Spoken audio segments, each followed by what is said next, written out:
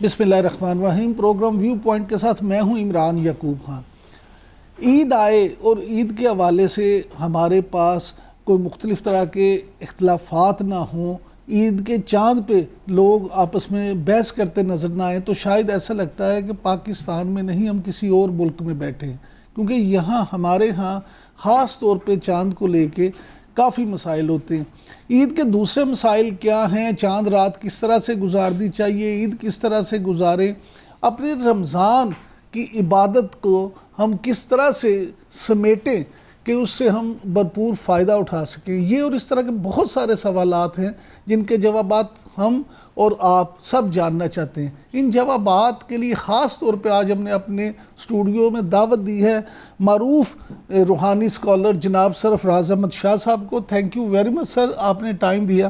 شاہ صاحب یہیں سے شروع کر لیتے ہیں جناب کہ عید کے دن کے تعین کے لیے رویت خلال کے شریعت میں کیا احکامات ہیں، اور آپ کیا سمجھتے ہیں کہ ہمارے ہاں ہر سال اس حوالے سے مسائل کیوں پیدا ہوتے ہیں؟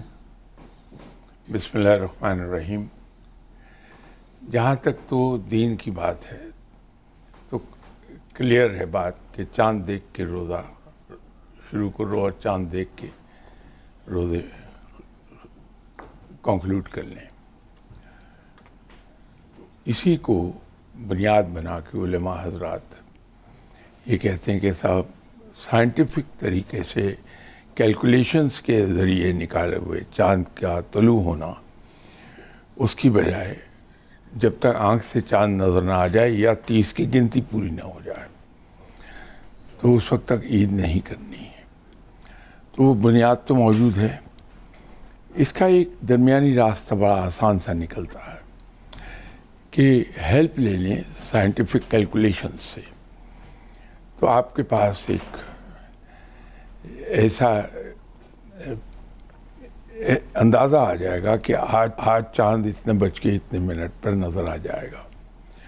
تو جب ہم اس کو آنکھ سے دیکھیں گے تو چونکہ پہلے سے ہمیں معلوم ہے تو وہ پھر ایک ڈیفینیٹ چیز آ جاتی ہے کہ چاند نظر آ جائے گا۔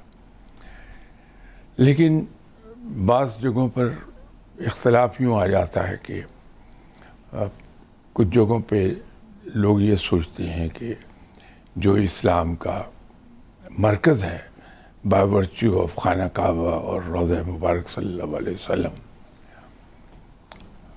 اس کو ہم بنیاد بنا کے اسی سے روزہ شروع کر لیں۔ میرا خیال ہے وہ جو قرآن نے کہا کہ چاند دیکھ کر روزہ شروع کر دو اور چاند رکھ کے دیکھ کے روزے کنکلوڈ کر لو یا 30 کی گنتی پوری کر لو اگر چاند ویزیبل نہ ہو فار اینی ریزن، تو ہم ہیلپ لے لیں سائنس سے، لیکن آنکھ سے بھی دیکھ لیں تاکہ اعتراض کسی کو رہے نہیں اس بات پہ۔ اچھا سر، یہ فرمائیے گا کہ عید کا دن کیسے گزارا جانا چاہیے؟ ہمارے یہاں دن کے معمولات جو ہیں عید کے وہ کیا ہونے چاہیے؟ کیونکہ دیکھنے میں یہ آیا کہ رمضان میں تو لوگ مسجدوں میں بھی باغ کے جاتے ہیں، عبادات بھی کرتے ہیں، لیکن جیسے ہی عید کا چاند نظر آتا ہے تو اس کے بعد بالکل جو ہے وہ 180 ڈگری جو ہے ٹرن لے لیتے ہیں۔ جیسے دین میں ہے کہ وہ دن بڑی خوشی کا ہے اور ہر مسلمان کو حسب توفیق اپنا بہترین لباس پہن کے نماز کے لیے جانا چاہیے، اور نماز کے بعد آ کے اہل خانہ کے ساتھ ہم وقت گزار لیں، اگر ان کے ساتھ خوشیوں میں شریک ہو جائیں۔ لیکن جس طرف آپ اشارہ کر رہے ہیں، عبادت کی تو کسی صورت میں بھی چھٹی نہیں ہے، ہمیں نماز پنجگانہ ہر حال میں ادا کرنی ہے، چاہے کچھ بھی ہو رہا ہو، تاکہ جنگ کی حالت میں بھی نماز سے رخصت نہیں ہے۔ تو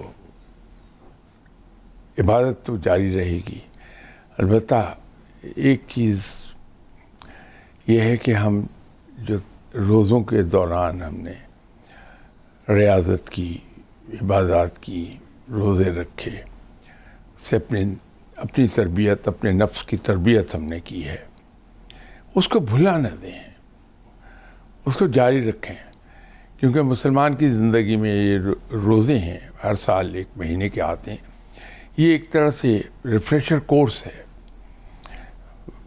کہ پورا سال ہم عبادت تو کرتے ہیں، سب ہے، لیکن ایز اے ریفریشر کورس یہ 30 دن آتے ہیں ہماری زندگی میں جب ہم اپنی نیند کو بھی کرٹیل کر چکے ہوتے ہیں اور کباہتوں سے بھی رکتے ہیں، خرافات سے اپنے آپ کو روکے رکھتے ہیں اور عبادت کی طرف توجہ دیتے ہیں۔ 30 دن میں انسان کا جسم اور ذہن عادی ہو جاتا ہے ان چیزوں کا، تو ہم ان سے رہ سکتے ہیں آسانی کے ساتھ۔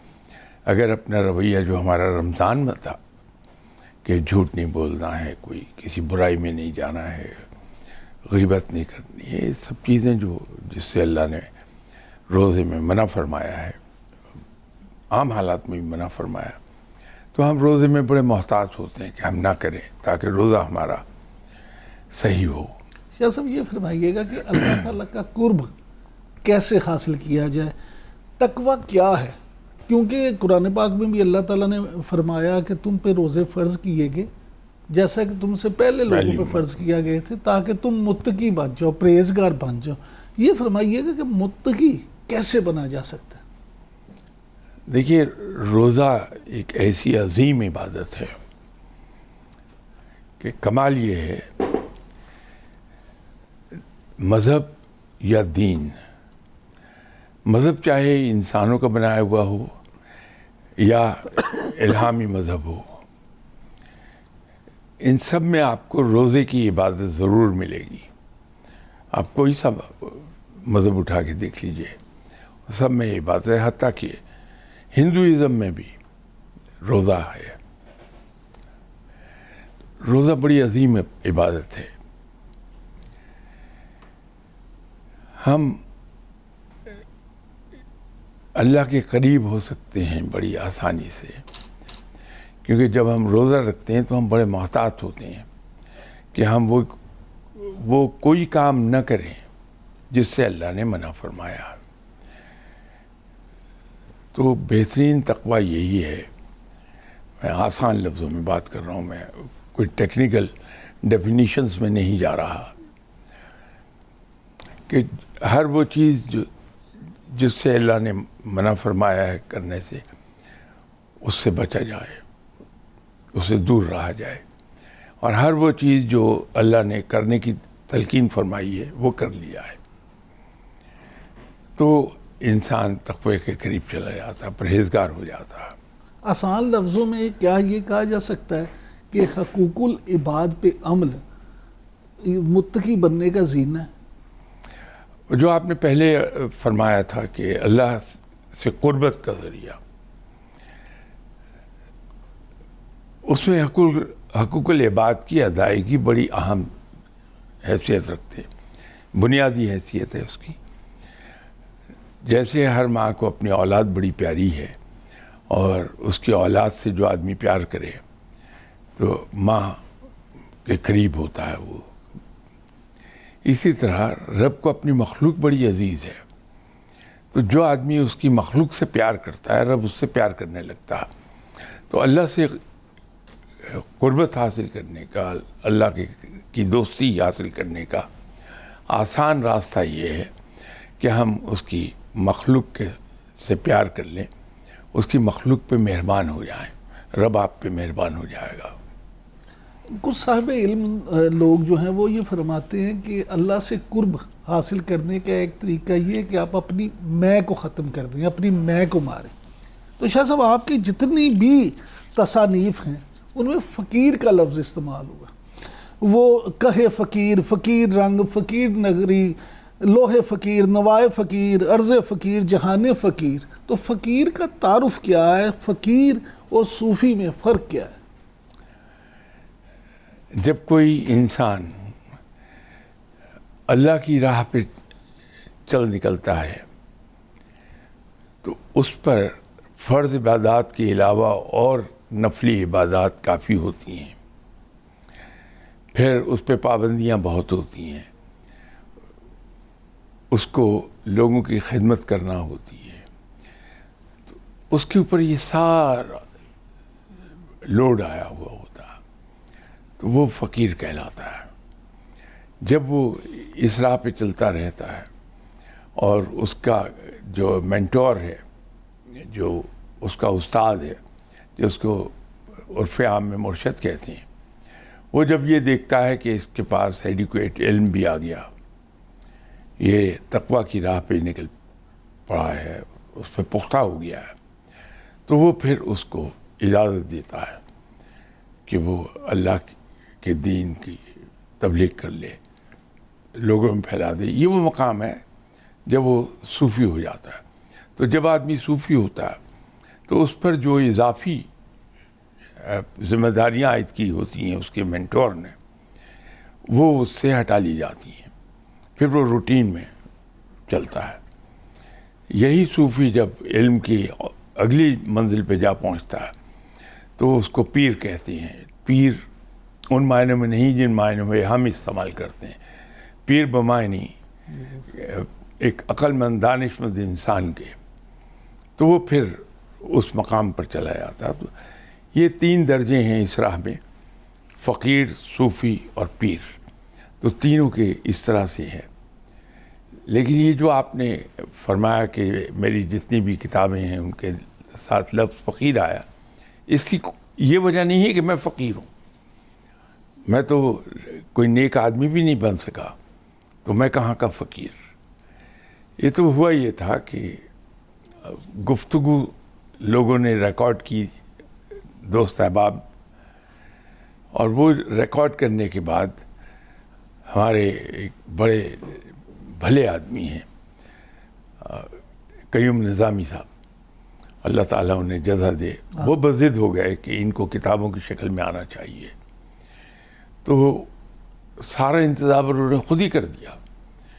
اب وہ کتاب کی صورت میں وہ گفتگو ڈھل گئی۔ اس کے بعد اب نام رکھنے کا مسئلہ بن گیا۔ اب چونکہ بنیادی طور پہ کوئی پڑھا لکھا انسان نہیں ہوں، تعلیم نہیں ہے میرے پاس، میری سمجھ میں کوئی پراپر نام نہیں آ رہا تھا۔ بہت سے نام ہم نے چنے، لیکن وہ ایسا لگا کہ جو کنٹینٹ ہے بک کا وہ نام اس کے ساتھ نہیں جاتا۔ تو ہمارے ایک ٹی وی آرٹسٹ ہیں، فلم آرٹسٹ بھی ہیں، شجاعت ہاشمی صاحب، یہ ایک دن تشریف لائے ہوئے تھے میرے پاس، تو مجھ سے ذکر کرنے لگے کہ میں اپنے کالم لکھنے کا ایک نیا سلسلہ شروع کرنے لگا ہوں کہ فقیر کے نام سے۔ تو میں نے ان سے پوچھا کہ کب شروع کریں گے؟ انہوں نے کہا کہ ابھی اس میں 3-4 مہینے لگ جائیں گے۔ تو میں نے ان سے درخواست کی کہ یہ جو کہے فقیر نام ہے آپ کے کالم کا، پرپوزڈ کالم کا، وہ مجھے آپ عطا کر دیں۔ تو وہ بڑے آدمی ہیں، تو ہر بڑے انسان کی طرح بڑی خوش دلی سے انہوں نے کہا کہ آپ لے لیجئے، اور بغیر کسی معاوضے کے، بغیر کسی احسان کے وہ نام انہوں نے مجھے دے دیا۔ یوں پہلی کتاب کا نام کہے فقیر رکھا گیا۔ وہ پبلشر کا خیال یہ تھا کہ شاید 2-4 سال میں یہ ایک ایڈیشن اس کا کلیئر ہوگا۔ انہوں نے کہہ بھی دیا کہ اس طرح کی بکس 2-3 سال میں ایک ایڈیشن بکتا ہے، اور انہوں نے 1-2 مثالیں دیں رائٹرز کی جو میں نام نہیں لینا چاہوں گا، کہ ان کی کتابیں دیکھی ابھی تک پورا کلیئر نہیں ہوئی ہیں۔ ہم نے ٹھیک ہے، کوئی بات نہیں۔ اللہ تعالیٰ نے کوئی ایسی مہربانی فرمائی کہ 1 ویک کے بعد ہی انہیں دوسرا ایڈیشن لانا پڑا، پھر 1 مہینے میں اس کے 4 ایڈیشن آ گئے۔ بعد میں تو کوئی اس طرح سے وہ چلی کتاب کہ میرا خیال اب تک شاید 42 ایڈیشن اس کے شائع ہو گئے۔ تو اس پر پبلشر نے مجھے ایک مشورہ دیا کہ آپ کی جو آئندہ کتابیں ہیں اس کو فقیر سیریز ہی رہنے دیجیے، تو جتنی کتابیں ہیں ان کے نام میں فقیر آنے دیجیے۔ تو یوں ہر کتاب کے ساتھ وہ فقیر آ گیا، ادروائز اس کیفیت کا یہ نہیں ہے کہ وہ کیفیت میرے اندر ہے فقیر والی۔ جس طرح سے آپ جب گفتگو کرتے ہیں، ذکر کرتے ہیں، تو اس طرح سے اپنی میں کو مار کے اور اپنے آپ کو بالکل بھی یہ ظاہر نہیں کرتے کہ اللہ تعالیٰ نے آپ کو کتنا علم عطا کیا ہے۔ تو یہ بھی ایک خاص نشانی ہوتی ہے اللہ والوں کی، علم والوں کی۔ تو آپ روحانیت کی طرف جو ہے وہ کس طرح مائل ہوئے، کس طرح سے آئے؟ عمران صاحب، یہ نشانی تو یقینی طور پہ ہے، لیکن میرے اندر وہ نشانی اس لیے نہیں ہے کہ میں کوئی صاحب علم ہوں یا صاحب تصوف ہوں. ایسی قطعی طور پہ کوئی بات نہیں ہے، میں آپ کو صدق دل سے عرض کر رہا ہوں. یہ شاید اس لیے ہے کہ میں بنیادی طور پر بڑا کمزور آدمی ہوں. ابھی تھوڑی دیر پہلے میں نے عرض کیا تھا کہ نہ میرے پاس کوئی تعلیم ہے، نہ کوئی ہنر ہے، نہ کوئی خوبی ہے. تو وہ چیز مجھے ڈاؤن ٹو ارتھ رکھتی ہے، اور چونکہ خود بہت چھوٹا آدمی ہوں تو مجھے ہر آدمی اپنے سے بڑا دکھائی دیتا ہے. تو شاید یوں میری گفتگو میں آپ کو ہلکا پن نظر آ جائے، لیکن یہ حقیقت ہے کہ علم ایسی چیز ہے جو انسان اس راہ میں آگے بڑھتا ہے اس کو اپنے چھوٹے ہونے کا، اپنا بونا ہونے کا احساس بڑھتا ہے. تو جب وہ احساس بڑھتا ہے تو اتنی پھر اس میں عاجزی چلی آتی ہے. اس کی جو انا ہے، میں ہے، وہ اس کی ختم ہوتی جاتی ہے. آپ کبھی ایک تجربہ کیجئے کہ ایک آدمی، اس کا قد اگر فرض کر لیجیے 6 فٹ ہے، وہ ایک چھوٹے کمرے کے سینٹر میں کھڑا ہو جائے اور چاروں طرف نظر دوڑائے تو اس کو اپنا آپ بڑا لمبا اونچا قد لگے گا. وہی آدمی اگر کرکٹ گراؤنڈ یا فٹ بال گراؤنڈ میں اس کے درمیان میں جا کے کھڑا ہو جائے اور چاروں طرف نظر دوڑائے تو اس کا اپنا قد اس سے چھوٹا لگے گا. اور اگر وہی آدمی کسی صحرا میں کھڑا ہو جائے تو اس کو اپنا آپ ریت کے ایک ذرے کے برابر محسوس ہوگا. ایسا نہیں ہے کہ اس کے قد میں کوئی کمی زیادتی ہو رہی ہے، بلکہ یہ ہے کہ اس کی نظر میں وسعت پیدا ہو گئی. اس کی جو نظر ہے وہ دور تک جا رہی ہے. جو ہورائزن ہے، جہاں افق کی لائن اس کو بڑی دور دکھائی دے گی صحرا میں کھڑے ہو کے. تو اس وجہ سے، اس نظر کی وسعت کی وجہ سے اسے اپنا آپ چھوٹا لگے گا. تو صاحب علم کی نشانی یہی ہے کہ اس کے اندر ایک عاجزی ہوتی ہے. تو اگر علم عاجزی نہ پیدا کر سکے تو علم نہیں ہے. شاہ صاحب یہ فرمائیے گا کہ پاکستان میں سیاسی میدان میں آپ کو پچھلے کچھ عرصے سے جو کچھ ہو رہا ہے، ایک تو یہ فرمائیے گا کہ اس کو کس انداز میں، کس نظر سے دیکھتے ہیں. دوسرا، حقیقی معنوں میں آپ کو پاکستان میں سیاسی استحکام پیدا ہوتا کب تک نظر آتا ہے اور کیسے؟ آج جو کچھ ہو رہا ہے اس پر شاید میں کامنٹ کرنے کا اہل نہیں ہوں، کیونکہ سیاست سے مجھے کبھی دلچسپی نہیں رہی.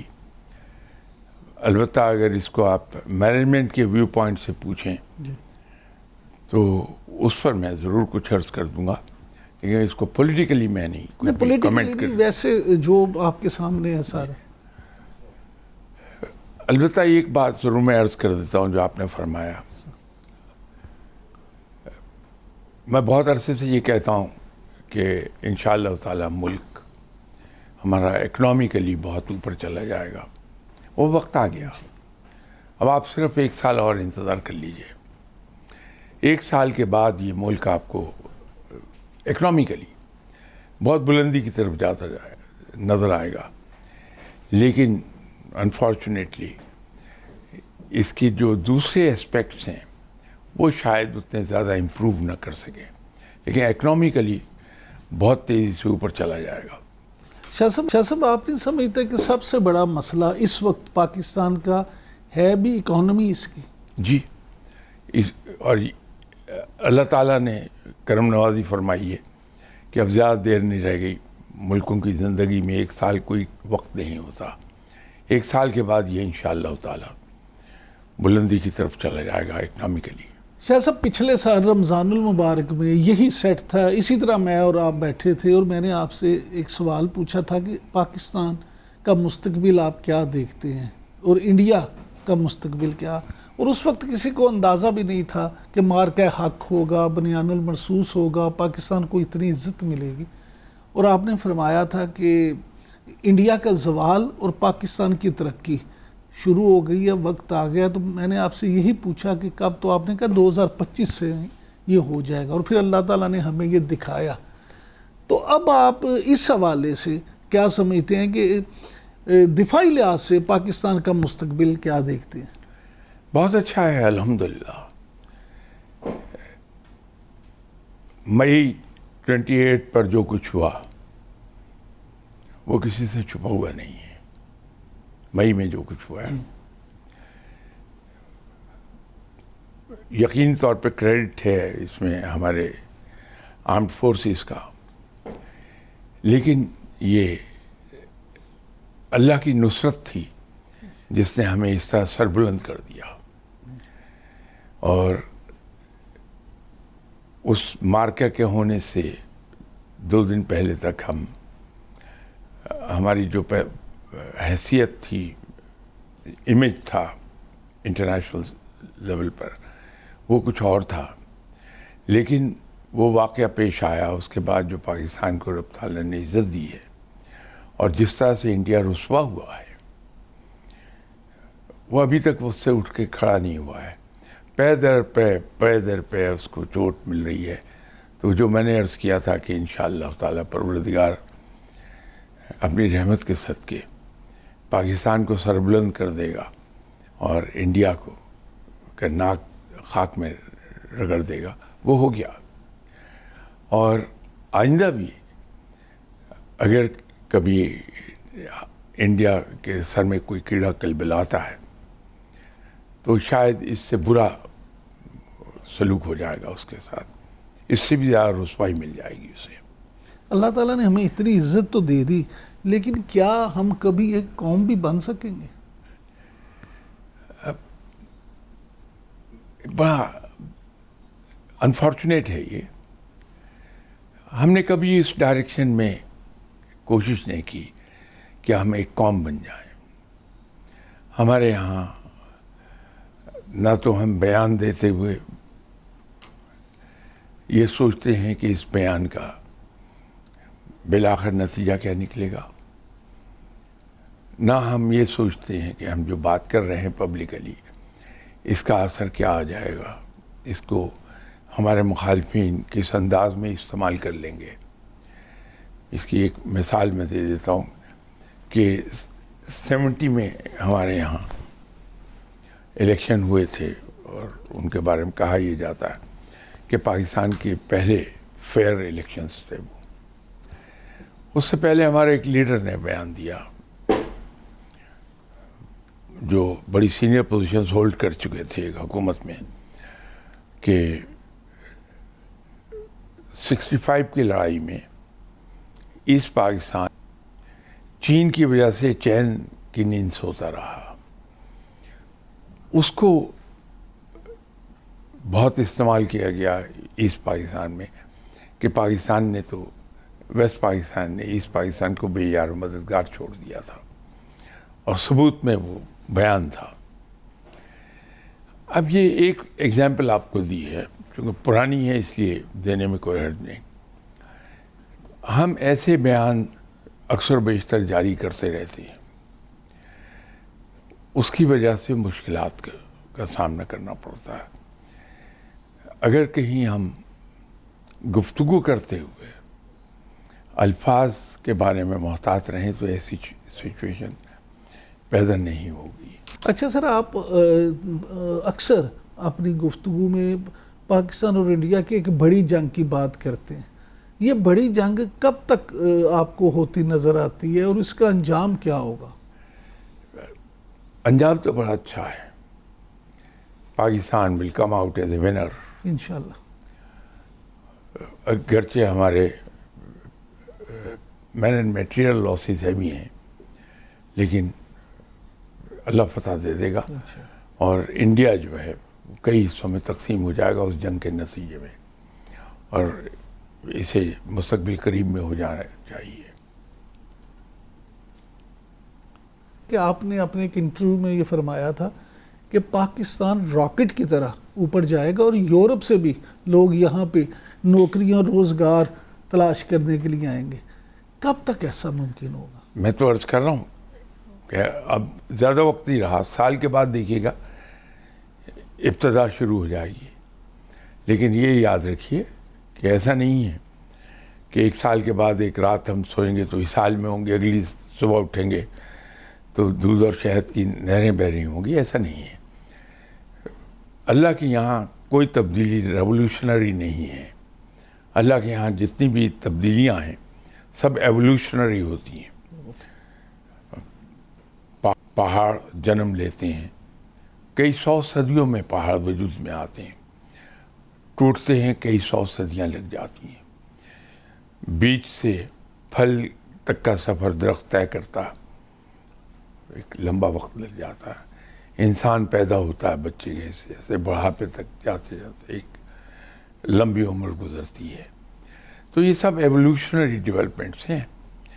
تو پاکستان کے عروج شروع ہو جائے گا انشاءاللہ، اور دن بدن ہر آنے والا دن بہتری کی طرف لے جائے گا انشاءاللہ. شاہ صاحب یہ فرمائیے گا کہ موجودہ جو صورتحال ہے اس میں امریکہ، اسرائیل اور ایران کی یہ جو حالیہ جنگ ہے، اس کو آپ کیا اس کا انجام کیا دیکھتے ہیں؟ مڈل ایسٹ کا مستقبل آپ کو کیا نظر آتا ہے؟ میرا اپنا یہ خیال ہے کہ اس لڑائی کے نتیجے میں مسلمانوں میں شاید کوئی اتحاد کی صورت پیدا ہوگی کہ ایک دوسرے کے قریب آئیں گے اور ایٹ لیسٹ ایک دوسرے کی ٹانگ گھسیٹنا بند کر دیں گے. اس لیے کہ ایک بات سب کو سمجھ میں آ رہی ہے اب آہستہ آہستہ. وہ اس سلسلے میں ایک ایسی چھوٹی سی کہانی یاد آ گئی، اگر آپ کو وقت ضائع نہ ہو تو میں عرض کروں. فرمائیے. ایک جنگل میں ایک شیر تھا جو بوڑھا ہو گیا تو شکار کو خود مار کے کھا نہیں پاتا تھا کہ دوڑ دھوپ اس میں بہت ہے. تو بیچارہ جس غار میں رہتا تھا اس کے منہ پر بیٹھا رہتا تھا. تو اگر کوئی چھوٹا جانور اس کے پاس سے گزرا اسے پنجہ مار کے پکڑ لیا، کھا لیا. لیکن ایسا اتفاق بہت دیر میں ہوتا تھا. تو بھوک بہت تھی. ایک دن ایک بکری اس کے قریب سے گزری تو اس نے اس کو پنجہ مارا اور پکڑ لیا. کھانے لگا تو بکری نے ہاتھ پاؤں جوڑے کہ مجھے نہ کھاؤ، میرے چھوٹے چھوٹے بچے ہیں.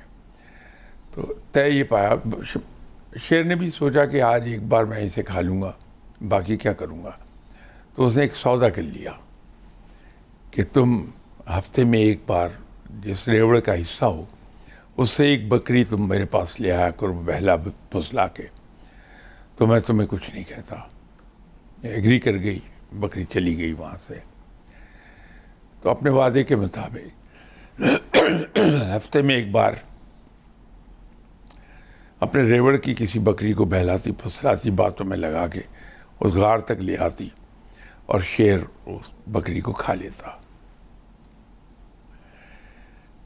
ایک دن یہ آیا کہ ریوڑ پورا ختم ہو گیا، اب یہ اکیلی رہ گئی.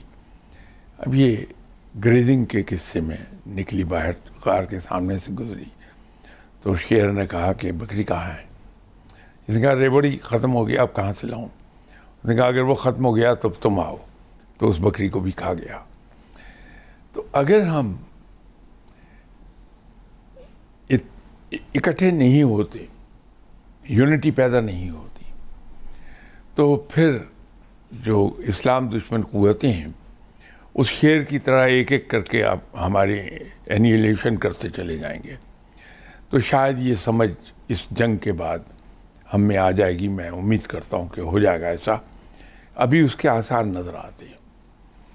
سر یہ فرمائیے گا کہ گریٹر اسرائیل کی جو بات ہوتی ہے اور جو وہ نقشہ دکھاتے ہیں کہ جی یہ گریٹر اسرائیل ہے، اور دوسری طرف جس طرح سے آپ نے ابھی سارے اس کا احاطہ کیا، تو آپ کیا سمجھتے ہیں ایسی صورتحال میں عرب دنیا جو ہے وہ آپ کو کیسی نظر آتی ہے؟ دیکھیے، گریٹر اسرائیل ہو یا کوئی اور ہو، گریٹر انڈیا کا بھی نقشہ ہے، اس میں بہت سے علاقے ہیں، افغانستان بھی اس کا حصہ ہے. اس نقشے کے مطابق تقریباً سبھی ملکوں نے ایک گریٹر اس کا نقشہ بنایا ہوتا. اسرائیل نے بھی ویسا کیا ہوا ہے. انسان تو بہت سے پلانز بناتا ہے لیکن رب تعالیٰ کیا کرتا ہے یہ کسی کو نہیں پتا. تو رب تعالیٰ نے مسلمانوں کو ایک بار اٹھانا ضرور ہے. اگر آپ مسلمانوں کی 1400 سالہ ہسٹری دیکھ لیں تو ایک عجیب پیٹرن دکھائی دیتا ہے کہ ہم عروج کو گئے, کچھ عرصے کے بعد نیچے آ گئے. جب دشمنوں نے یہ سمجھا کہ اب مسلمان ختم ہو گئے, نہیں اٹھیں گے, رب تعالیٰ نے ہاتھ پکڑا اور ہم پہلے سے زیادہ بلندی پر گئے, پھر نیچے آ گئے. تو ہمارا تمام عروج و زوال اسی طرح کا ہے. اب پھر ہم راک باٹم کو ٹچ کیے ہوئے ہیں.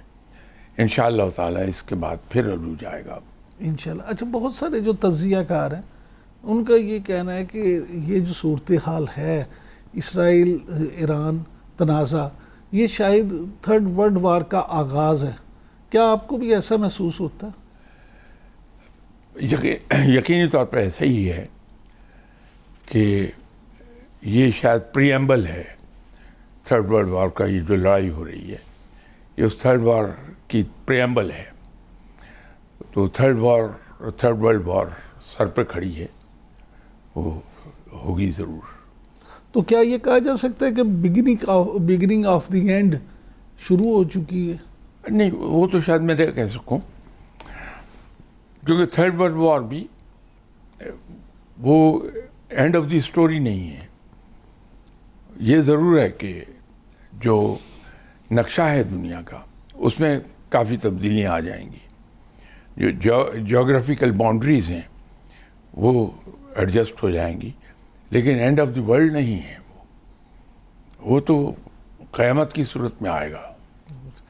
پاکستان, پھر میں وہی بات کروں گا کہ مارکہ حق میں کامیابی کے بعد خاص طور پہ مڈل ایسٹ میں ان عرب ممالک نے جس طرح سے پاکستان کو دیکھا اور انہیں یہ بھی احساس ہوا کہ شاید امریکہ اس طرح سے ان کی حفاظت نہیں کر سکتا جس طرح سے پاکستان کر سکتا ہے, اور اس کی ایک مثال سعودیہ اور پاکستان کا دفاعی معاہدہ بھی ہے. کیا آپ سمجھتے ہیں کہ یہ معاہدہ واقعی ہی آگے چل کے دوسرے ممالک بھی اتنے شامل ہوں گے کہ ایک اسلامک بلاک بن جائے اور نیٹو طرز کا کوئی اتحاد بن جائے؟ عین ممکن ہے, کیونکہ اس جو آن گوئنگ وار ہے ایران اسرائیل وار, اس کے نتیجے میں جو کچھ چینجز ہیں بیان میں, ایٹیچیوڈ میں, حالات میں, وہ تو ادھر ہی کو انڈیکیٹ کرتی ہیں کہ اب مسلمان جاگیں گے اور شاید ایک دوسرے کی سپورٹ کو آ جائیں. مسلمان بلاک کے لیے ایک لمبے عرصے سے کوششیں ہو رہی ہیں. 60s میں ایک کوشش ہوئی تھی اور as a first step RCD بنا تھا. اس میں پاکستان, ایران اور ترکی شامل تھے.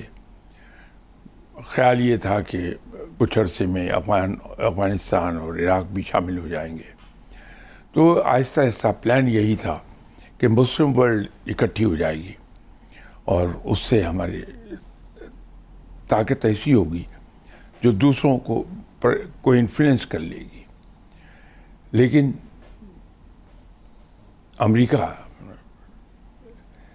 ہوشیاری دکھائی ہے, دے پلڈ دی فاسٹ ون, اور اس آدمی کو ایلیمنیٹ کر دیا, سین سے ہٹا دیا جو اس کے لیے کوشش کر رہا تھا.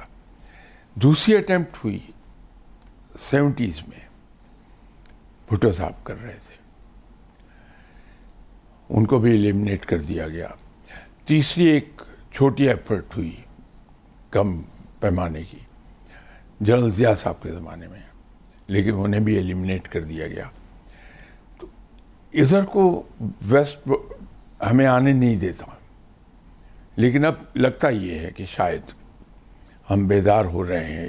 یہ جو بلو آئی ہے اس چوٹ نے ہمیں جگایا ہے کچھ, تو کچھ آثار دکھائی دیتے ہیں کہ اب آگے چلیے اور زیادہ نہیں تو ڈیفنس پیکٹ کی صورت میں بہت سی تبدیلیاں آ جائیں.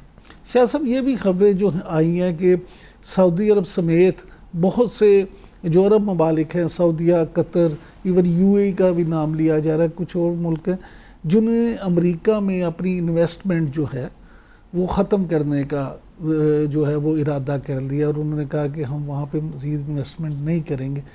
تو کیا آپ یہ دیکھتے ہیں کہ اس سے بھی جو ابھی آپ فرما رہے تھے کہ اسلامی جو اتحاد ہے وہ اس کے چانسز بنتے نظر آتے ہیں؟